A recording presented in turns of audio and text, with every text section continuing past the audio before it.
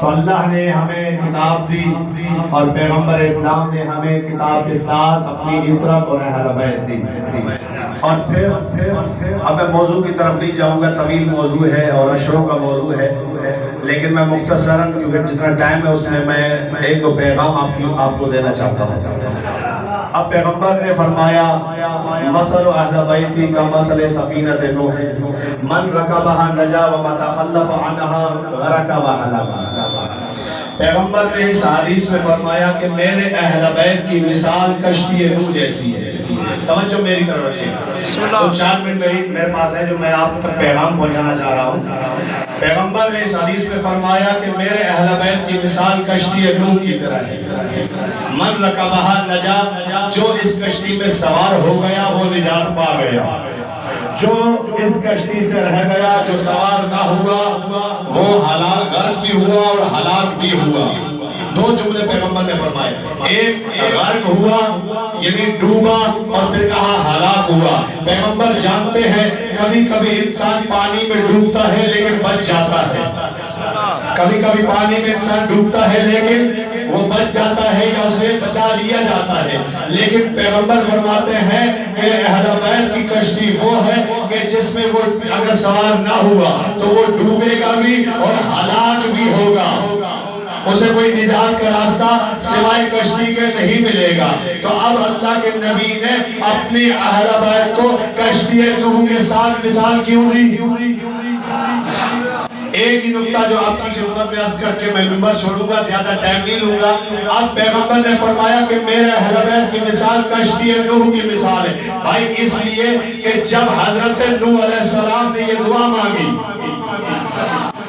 ان لوگوں کے لیے جو حضرت نوح علیہ السلام کو بھی تکلیف پہنچاتے تھے اور دین اسلام کو بھی نہیں مانتے تھے، اب حضرت نوح علیہ السلام نے یہ دعا کی کہ اللہ انہیں غرق کر دے. تو اللہ نے کہا اے نوح ایک کشتی بناؤ اور میری آنکھوں کے سامنے بناؤ.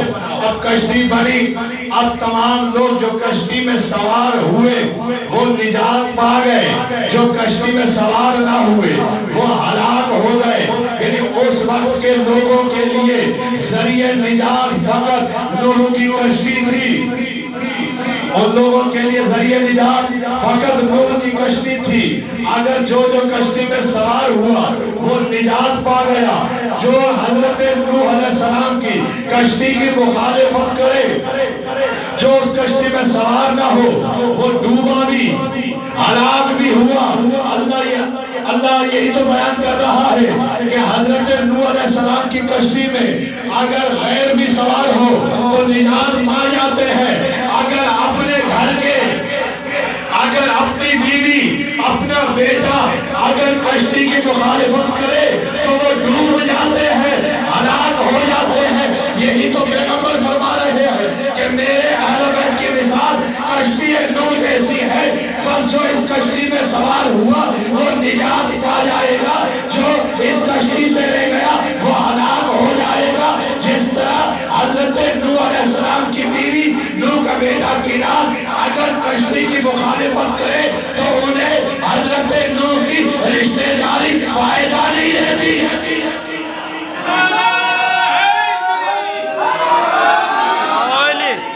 حضرت نوح علیہ السلام کی رشتہ داری انہیں فائدہ نہیں دیتی.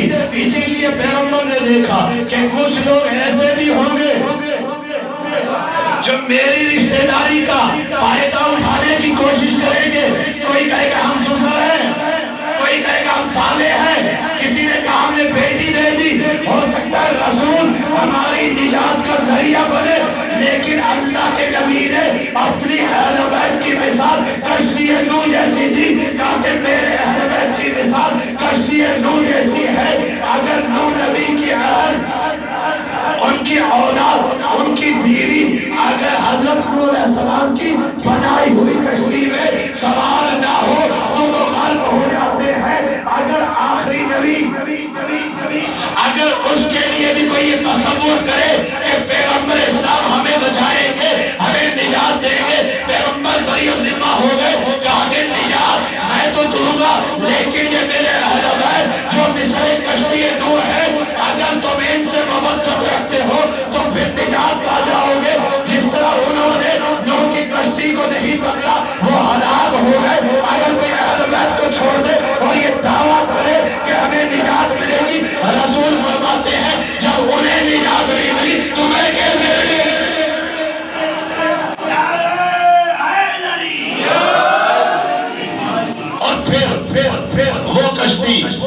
کہ جس میں خود نوح بھی سوار ہوئے.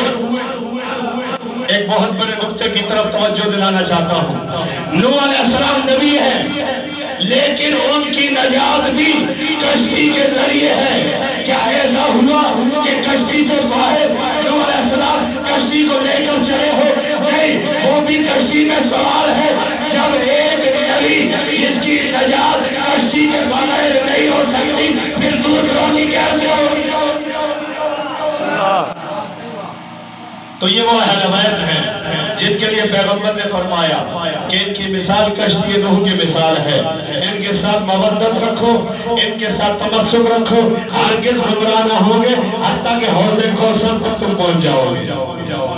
تو ہمیں اللہ کے رسول نے دو چیزیں دے دی، ایک قرآن، ایک اہل بیت. اور پھر پیغمبر نے کیا فرمایا امام حسین کے لیے کہ امام حسین بھی ہدایت کا چراغ ہے، نجات کی کشتی ہے. امام حسین ہدایت کا چراغ ہے، نجات کی کشتی ہے. اب امام حسین کے لیے بھی فرمایا، اپنے اہل بیت کے لیے بھی فرمایا، لیکن وہ کشتی خاص ہے جو ایمان لے کر آتے ہیں. لیکن امام حسین کی وہ کشتی ہے جس کے لیے ایمان کی شرط نہیں ہے، صرف انسان ہو اور جس کا ضمیر زندہ ہو. آج امام حسین کو پوری دنیا میں مسلمان بھی مانتے ہیں، غیر اسلام کے ماننے والے، چاہے وہ عیسائی ہو، چاہے وہ یہودی ہو، چاہے وہ نصارہ ہو، چاہے وہ ہندو مذہب ہو، لیکن وہ امام حسین کو مانتے ہیں. اس لیے مانتے ہیں کیونکہ امام حسین کو ماننے کے لیے انسان کا ہونا ضروری ہے اور باضمیر ہونا ضروری ہے. بس یہ وہ اہل بیت جسے کربلا میں جتنے فضائل ہیں نا اس سے بڑھ کر مصائب ہیں. عزاداروں، میرا دل چاہتا ہے ایک روایت اس یتیم کی پڑھوں جو حسن کا بیٹا ہے جس کا نام قاسم ہے. عزاداروں، تاریخ نے لکھا کہ جب امام حسن کو زہر ملا اس وقت حضرت قاسم کی عمر مبارک 3 برس کی تھی. جب حسن کے منہ سے جگر کے ٹکڑے گرے نا عزاداروں، یہ وہ قاسم جو اپنے بابا کے ساتھ آ کے ملتا ہے اور روتا ہے، کہتا ہے بابا آپ کو یہ تکلیف کس نے دی؟ عزاداروں، اس مقام پر امام علیہ السلام رونے لگے، گریہ کرنے لگے. جناب ام فروا نے سوال کیا، اے میرے مولا، میرے آقا، کیا آپ کو اس زہر نے تکلیف دی ہے؟ یہ جو جگر کے ٹکڑے آپ کے باہر آ رہے ہیں، کیا انہوں نے تکلیف دی ہے؟ امام حسن رو کر کہتے ہیں میں اپنی تکلیف پر نہیں روتا، مجھے وہ وقت یاد آ رہا ہے جب میرا بھائی حسین کربلا کے میدان میں یہ آواز دے رہا ہوگا، ہر من ناصر ینصرنا، ہے کوئی حسین کی مدد کرنے والا؟ اے ام فروا، اس وقت میں نہیں ہوں گا لیکن یہ میرا قاسم ہوگا، اسے حسین پر قربان کر دینا. عزاداروں بس ایک تعویذ مانگا اور کہا کہ ام فروا جب وہ مصیبت کا وقت قریب آئے یہ تعویذ کھولنا. عزاداروں مختصر کر دوں، پوری شہادت نہیں پڑھنی، بس ایک جملہ. ہر وقت گزرتا گیا جس کے سر پر حسین کا سایہ ہو اسے کبھی مصیبت نہیں آتی.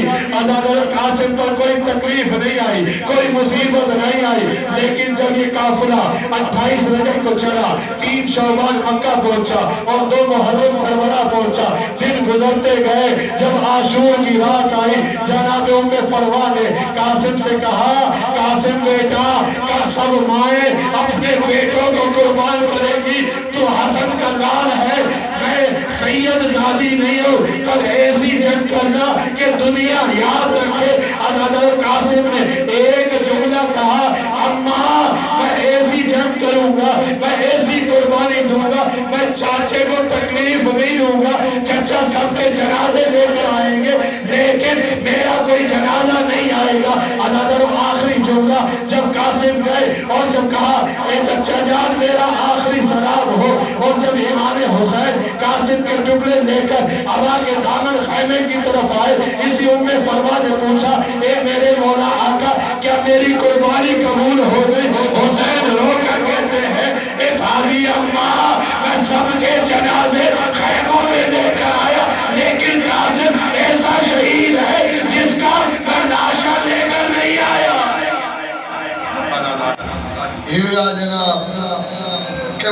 مولانا آصف علی شاہ صاحب دانے تھامو سلطان شاہ صاحب عبادت کرا دے اور ٹائم آج 5 منٹ ان کا بعد میں قبلہ غلام علی شاہ صاحب ٹائم 5 منٹ